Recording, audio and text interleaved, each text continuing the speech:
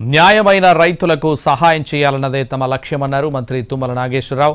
రైతులకు ఇచ్చిన అన్ని హామీలు కూడా అమలు చేస్తామని చెప్పారు. గతంలో జరిగిన లోపాలు, జరిగిన ఆర్థిక నష్టంపై కూడా ఆలోచించాలన్నారు మంత్రి. మీ ఆలోచనల ప్రకారంగానే ముందుకెళ్ళాలి, కానీ రైతుకు సహాయం చేయాలి. నిజమైన రైతుకి భరోసా ఉండాలి.